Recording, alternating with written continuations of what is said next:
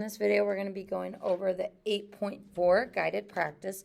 So the three formulas that you will be given for the test are y equals a times 1 plus r raised to the t. That is exponential growth. And then decay is y equals a times 1 minus r raised to the t. And then compound interest, y equals p times 1 plus r over n raised to the nt. So you'll be given the formulas, but you have to know what means what.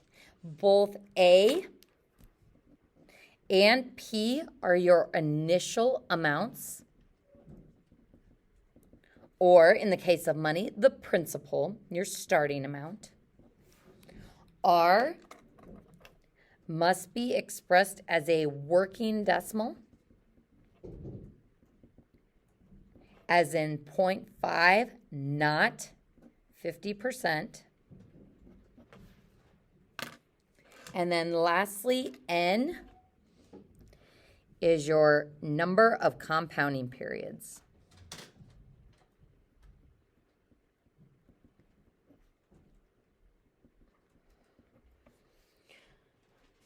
So normally when I read through the problem, the first thing I do is identify, is this growth? Is this decay? Is it compound interest? Gotta be one of those three things.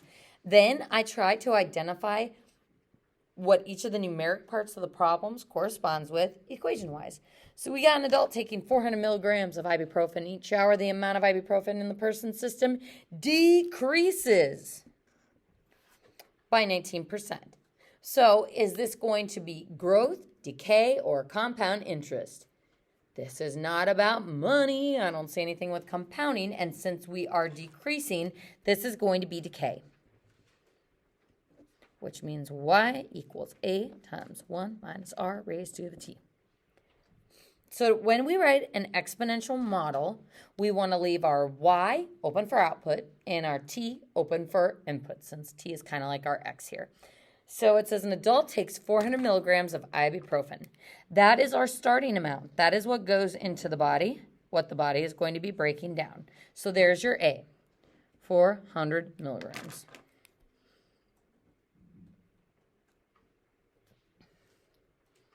Next, it says each hour, the amount of ibuprofen in the person's system decreases by 19%. So we've got 19% is our rate as a percent. To change that into a working decimal, we move the decimal point 2 places to the left because 50% is 0.5, so 2 places to the left. R would be 0.19 here. So 1 minus 0.19 raised to the t. And then if we wanted to simplify that expression, which simplifying is always the best route, we would have y equals 400 and then 0.81 raised to the t. So that's our exponential model, where the t is open for input of hours and the y is open for output. Part B says use the exponential model to calculate the amount of ibuprofen. Amount of ibuprofen means we're looking for y. This is our starting amount. So if I want the ending amount of ibuprofen, that's going to be our y value in the body after 8 hours. Now, I don't know about you, but 8 hours sounds like a time. So since it's decreasing every hour, we're going to plug 8 hours in for the t. So y equals 400 times 0.81 raised to the 8th power. Calculator time. So 400 times 0.81, not divided by, raised to the 8th. And that gives me 74.12.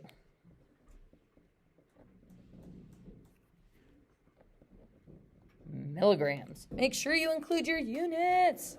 We're starting with a certain amount of milligrams of ibuprofen. We're ending with a certain amount of milligrams. Any questions on that one?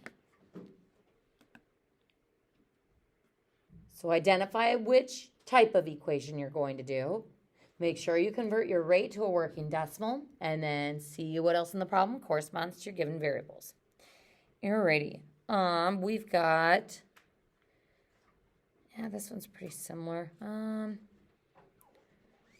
want to make sure we don't run out of time here. All right, folks, you inherited land that was purchased for $30,000 in 1960. The value of the land increases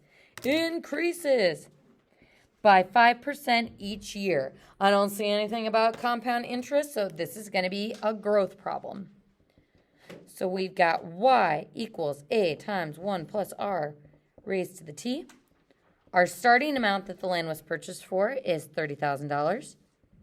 And then we've got 1 plus our r. If it's 5%, we move the decimal point 2 places to the left, so it's 0.05. That's a really easy mistake to make on the test if you are rushing, is to put 0.5.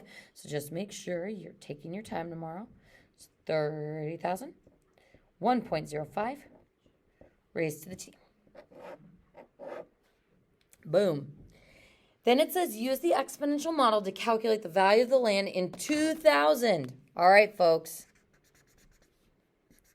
Here's what's different about these problems with the years. In the problem above, our starting time was time 0. We take the ibuprofen, that's time 0. 8 hours later is 8 hours past time 0. On this problem, I'd put a big star by this one since this is a frequently missed thing on the test. On this problem, we're letting 1960 be time 0. Because if I plug in 0 for this, that's how we get that initial amount of 30,000. So if 1960 is time 0, if I want to find out the value of the land in the year 2000, how many years since 2000 is that? 40 years. So sometimes students will just try to plug in 2000 into this equation. You're going to get a big stinking number. So make sure if it's a problem involving years, you're letting the starting year be time 0 and the years since that find the corresponding t amount. So you'd be plugging 40 in for t, not 2000. We got a couple of minutes. I'll see if I can help you with the setup on this one. So we're investing $1,500 into an account that averages 5.15 interest compounded weekly. There we go. There's that compound buzzword that we're looking for. This is a compound interest problem. So y equals p times 1 plus r over n raised to the nt. So we have to find out all of our pieces. We've got our starting amount, our starting investment, $1,500. And then we've got 1 plus, make sure that you change this into a working decimal. I still have to move the decimal point 2 places to the left. So this is 0.0515 all over n. If it's compounded weekly, how many compounding periods per year is that? 52.